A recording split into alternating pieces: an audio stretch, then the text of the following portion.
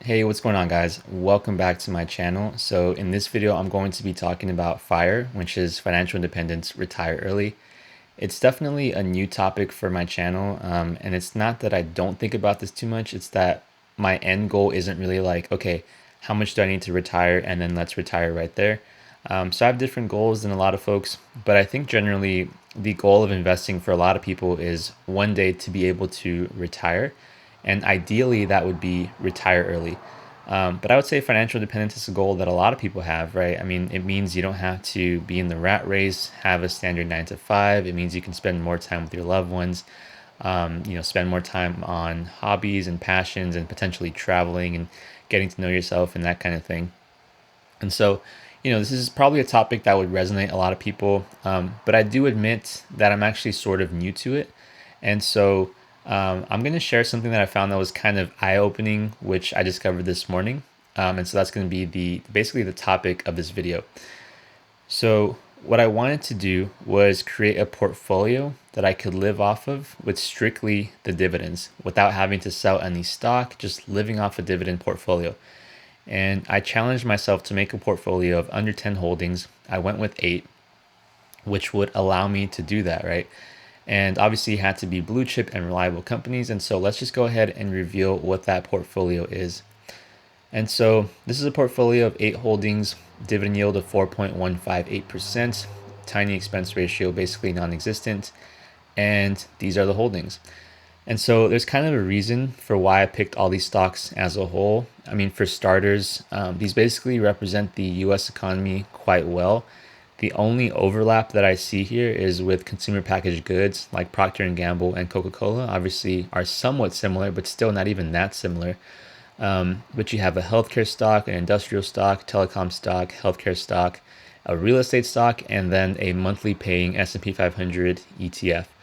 And so this portfolio works for 3 reasons, in my opinion. Number one, I have a very high yielder of AT&T. I could have gone with Altria, but personally, I don't really like Altria that much, especially if we're talking about a 25 plus year investment, like I like AT&T. And so that's why I went with that one. And so AT&T, as we can see, actually pays over a 7% dividend yield, which is actually super impressive. And everybody knows what AT&T is: communications, Warner Media, etc.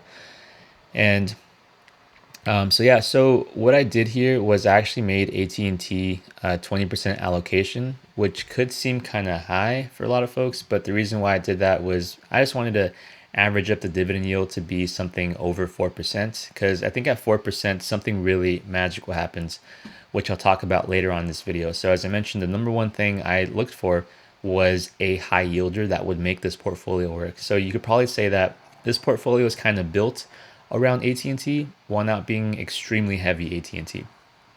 Number two thing is a really solid core of these 3.5 or 3% dividend paying stocks. And so 3M, for example, pays a 3.5% dividend yield. And then you have some towards the upper end, like AbbVie and Realty Income, that actually pay about a 5% dividend yield.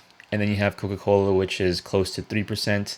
And so that's basically the core of high yielders, but a comfortable high yield, right? 3%, in my opinion, is a comfortable high yield. And then you have some of the smaller paying companies like Johnson & Johnson and Procter and Gamble. But honestly, these companies are too high quality in order for me to not include them in like a hold forever type portfolio. So that's why I included them. And then the last thing I included was basically some kind of monthly buffer, because if you're living off your dividends, getting paid an income stream every single month and not having to wait like the second month of every quarter or the third month of every quarter, like that makes a difference. And so I wanted to add some kind of buffer in that sense. And so Realty Income pays a 5% yield and it pays monthly.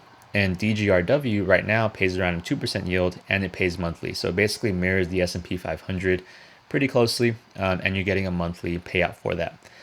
And so those are the three components to the recipe of a successful FIRE dividend ETF, in my opinion. I will share it in the description down below if you guys want to check it out.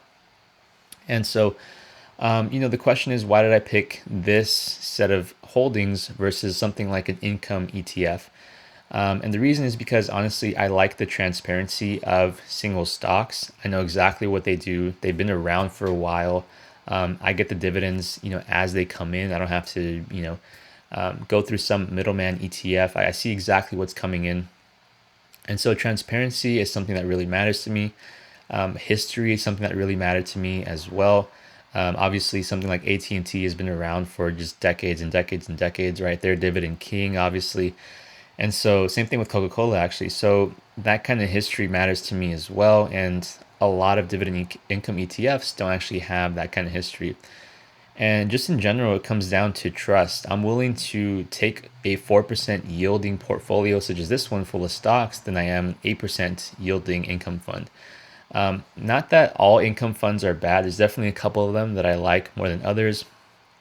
But still, I sort of trust companies, individual companies, more than I would an income fund during a recession, for example. And so, what I want to review here is basically a formula that helps you figure out what your FIRE dividend number is, meaning the number that you would need in your account balance in order to retire off of just the dividends and not have to sell any stock. And so basically, you only need two parameters for this formula. You need the monthly amount that you need to live off of, and then you need the dividend yield of your portfolio. And so the 12 just makes the numbers work out because there's 12 months in a year, and then that gets you to your FIRE number. So let's go ahead and walk through an example. Let's say my monthly amount was about 2,500, just as an example, right? And I think now's a good time to say that if I was realistically gonna FIRE, I would never make my monthly amount just the bare minimum, right? Because it feels so much better to have a buffer. Obviously, desires change, accidents come up, and so setting a FIRE number to be just the minimum amount would actually give me a lot of anxiety. So I would never do that. I think for myself, I might actually include like a 35, maybe 40% buffer. So I would take whatever I need and then multiply that by, 0.35 or zero point 0.4, and then add those numbers together. And then that'll be my, it's my safe monthly amount. And even if I don't need that extra income, I might just reinvest it, right? And so there's nothing wrong with having that extra income. And so let's just say, for example, 2,500 is my amount plus the buffer. And so you would take that and then you would divide by your projected dividend yield. So the portfolio that I have here is about 4%. Multiply by 12 to make the numbers work out. And then that would be your FIRE number. So let's go ahead and take this and then put it into a calculator. And so as you guys can see, my FIRE number here is $750. So let's go ahead and take note of that. Okay, cool. Now let's start playing around with some of these parameters and you'll see how the eventual FIRE number changes. So even in this particular example, right, my portfolio dividend yield is not just 4%, it's actually 4.158. So what would happen if I, boosted my dividend yield by a little bit to reflect the actual number that I need? So if I change that to 4518, then my FIRE number here changes to be 721500.